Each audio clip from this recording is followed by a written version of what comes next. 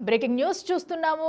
ఇటు భారత్ తీసుకున్న చర్యలతో పాక్లో వణుకు మొదలైందనే చెప్పాలి. ఏదైతే సింధు జలాల ఒప్పందాన్ని కూడా అటు భారత్ అయితే సింధు జలాల ఒప్పందాన్ని రద్దు చేస్తూ నిర్ణయం తీసుకుంది.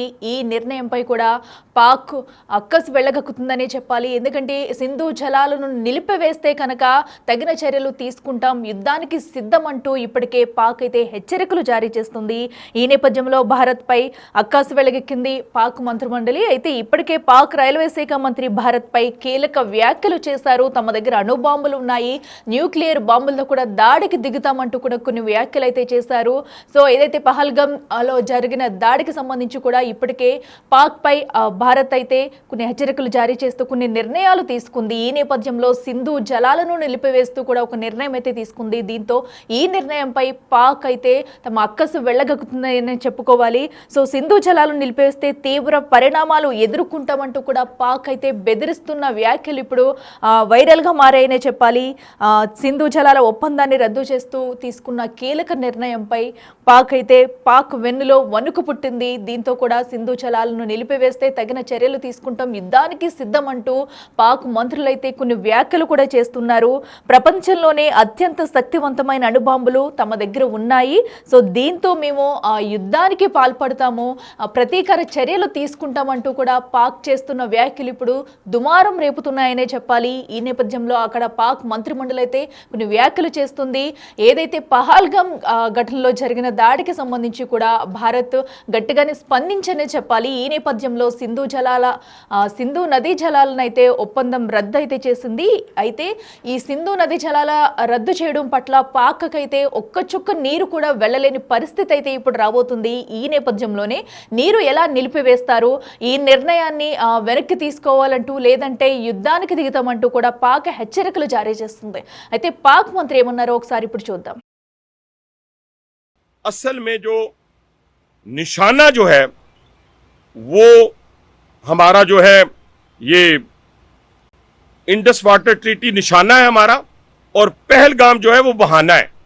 निशाना जो है वो हमारा इंडस ट्रीटी है, जिसके ऊपर 2016 में मोदी ने बात की, 2019 में भी मोदी ने बात की, पाकिस्तान का पानी बंद करने की बात की। तो इसमें जो फिक्रा मैंने निकाला है कि इंडस वाटर ट्रीटी जो है वो निशाना है और पहलगाम जो है वो बहाना है।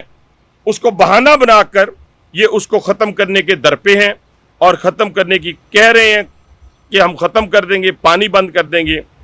मैं सिर्फ इतनी बात कहूंगा कि आप हमारा पानी बंद करेंगे, हम आपका सांस बंद कर देंगे।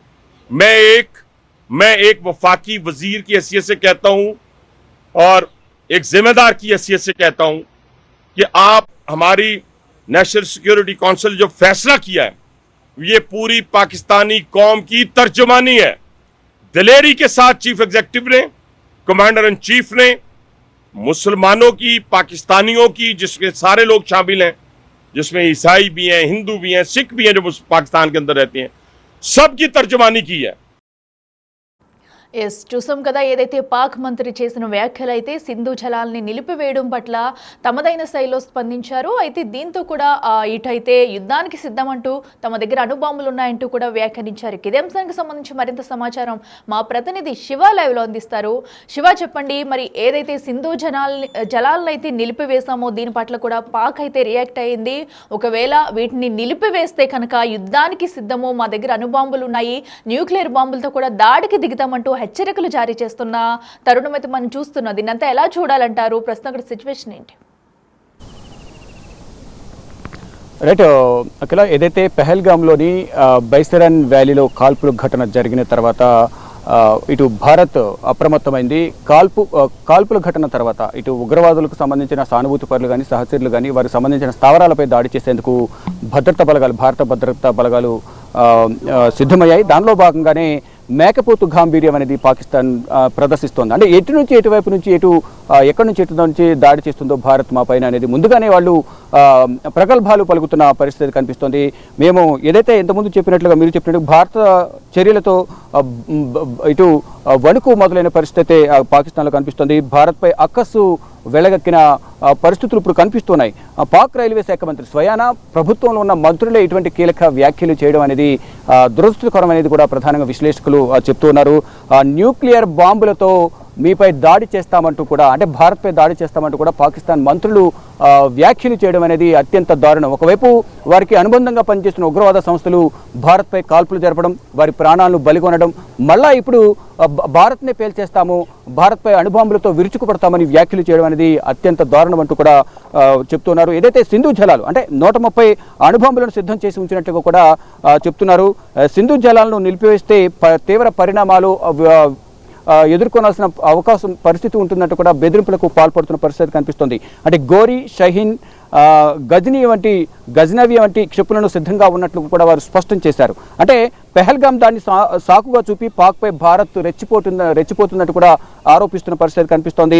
పాక్ సైన్యం యుద్ధానికి సిద్ధంగా ఉందని కూడా ఈ పాకిస్తాన్ మంత్రి హనీఫ్ అబ్బాసీ తెలియజేశారు. ఇక పాక్కు రావాల్సిన నీటిని నిలిపివేస్తే మాత్రం ధీటుగా సమాధానం చెప్తామంటూ కూడా వారు చెప్తున్నారు. పెహల్గాం ఉగ్రదాడితో భారత్ కీలక నిర్ణయం తీసుకుంది. పాక్పై ప్రతీకారం తీసుకునేందుకు సన్నద్ధమవుతుంది.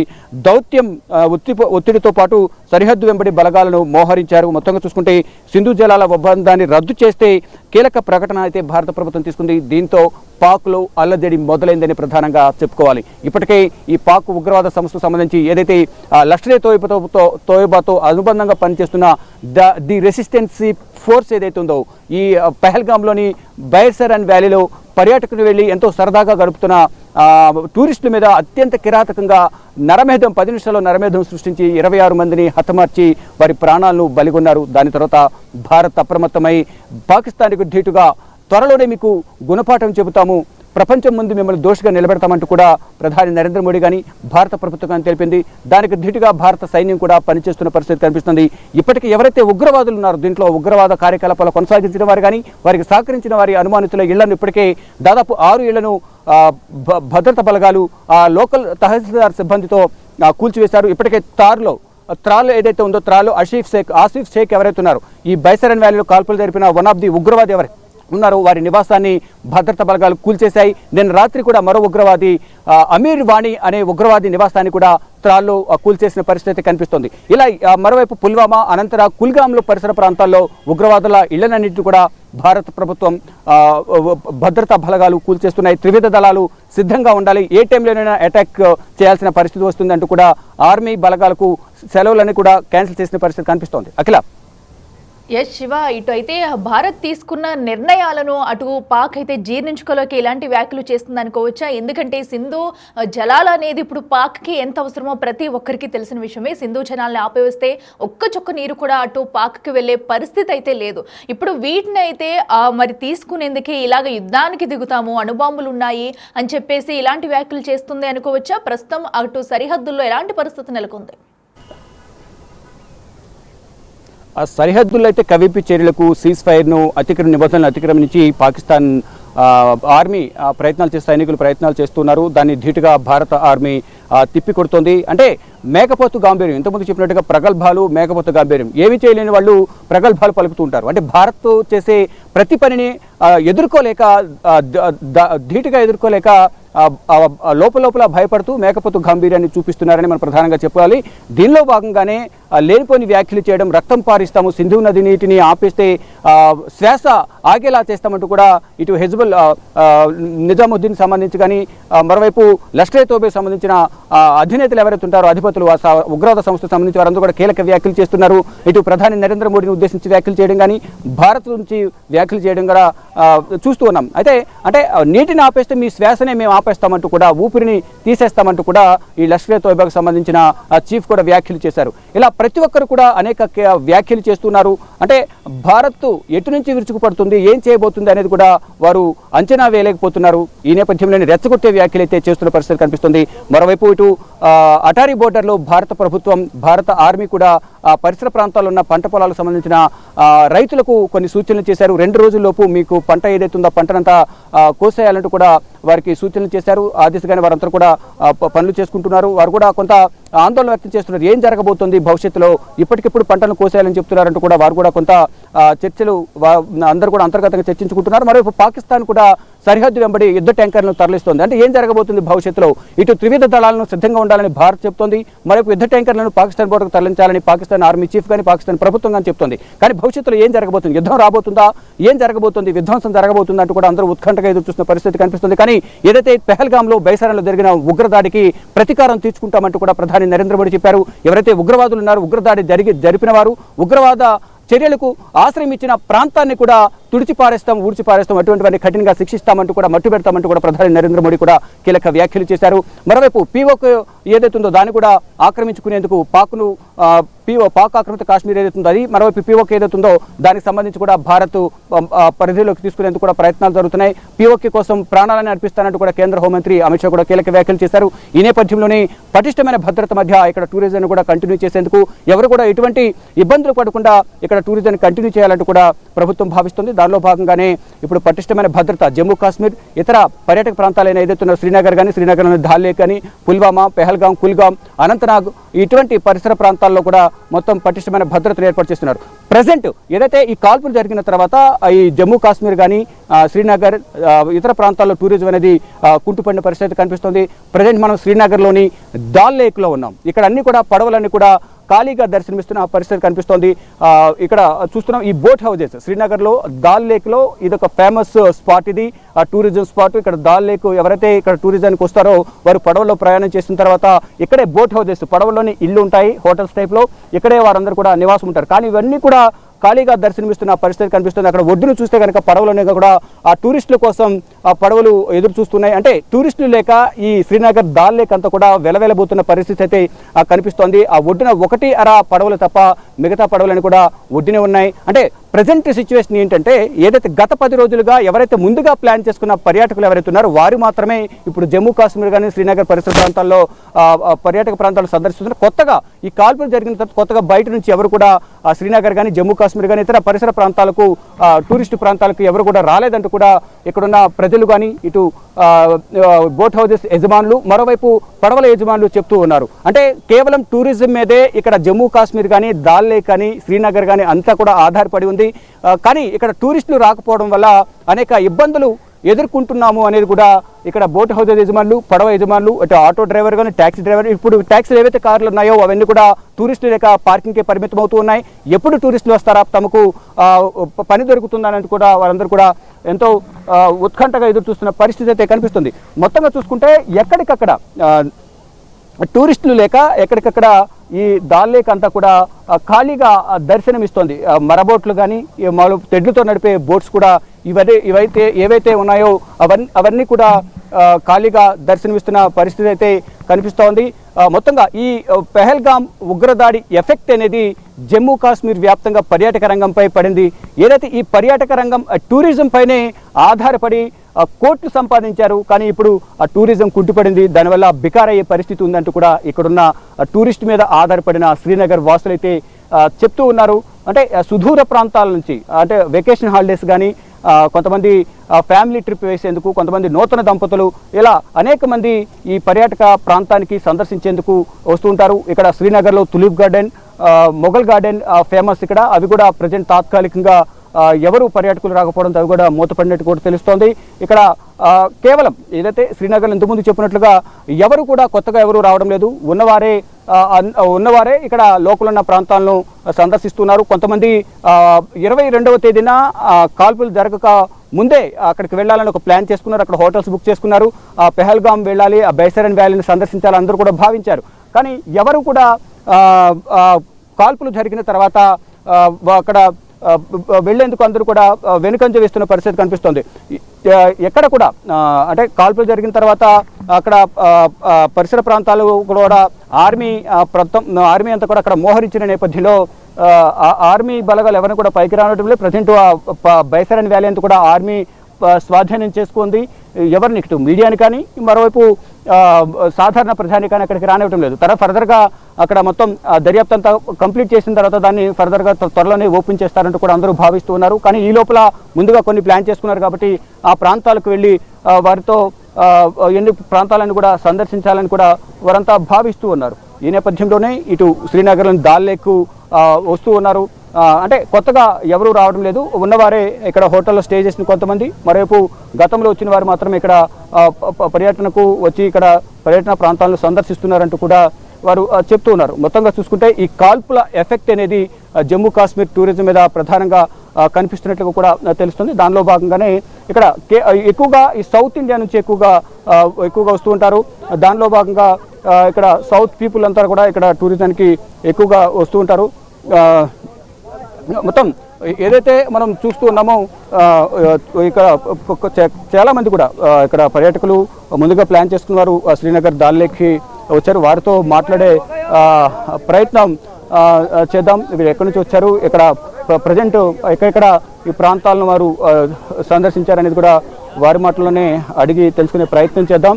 ఇక మొత్తం చూసుకుంటే ఈ భారత్ ఆర్మీ కూడా పటిష్టమైన చర్యలు తీసుకుంటుంది. పాక్కు ధీటైన సమాధానం చెప్పేందుకు ప్రయత్నాలు చేస్తున్న పరిస్థితి కనిపిస్తూ ఉంది.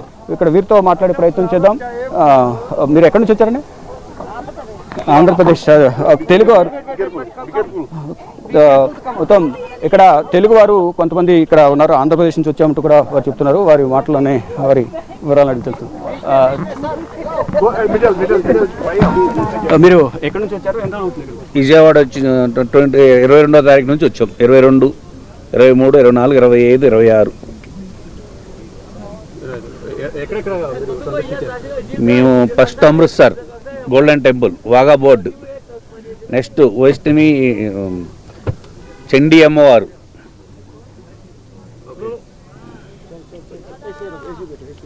శని అమ్మవారు,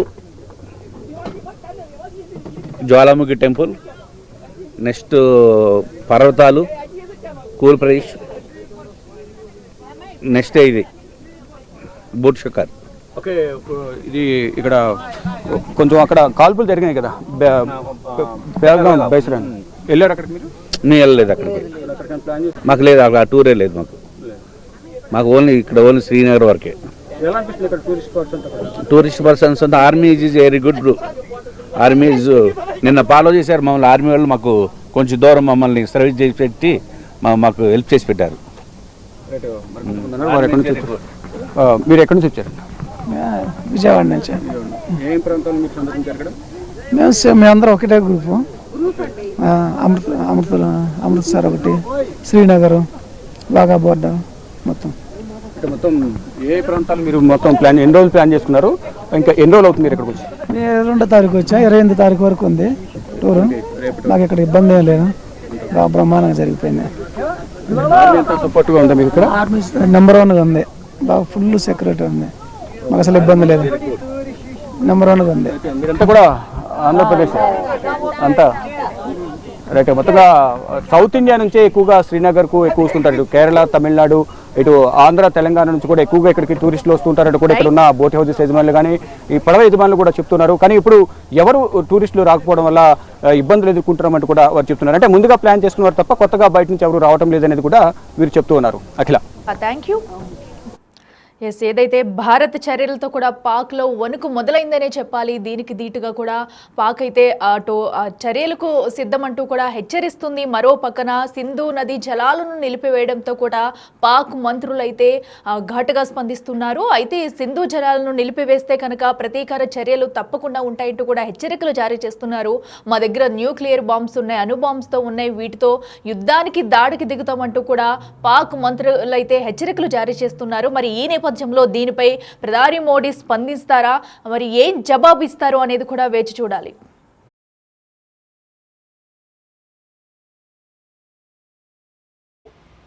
निशाना जो है वो हमारा जो है ये इंडस वाटर ट्रीटी निशाना है हमारा, और पहलगाम जो है वो बहाना है.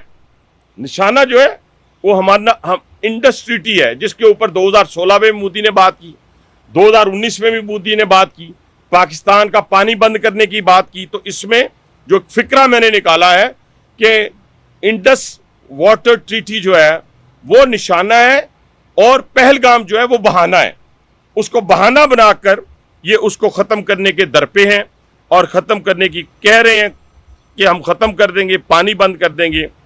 मैं सिर्फ इतनी बात कहूंगा कि आप हमारा पानी बंद करेंगे, हम आपका सांस बंद कर देंगे। मैं एक वफाकी वजीर की हैसियत से कहता हूं और एक जिम्मेदार की हैसियत से कहता हूं कि आप हमारी नेशनल सिक्योरिटी काउंसिल जो फैसला किया है, ये पूरी पाकिस्तानी कौम की तर्जुमानी है। दिलेरी के साथ चीफ एग्जीक्यूटिव ने, कमांडर इन चीफ ने, मुसलमानों की, पाकिस्तानियों की, जिसके सारे लोग शामिल हैं, जिसमें ईसाई भी हैं, हिंदू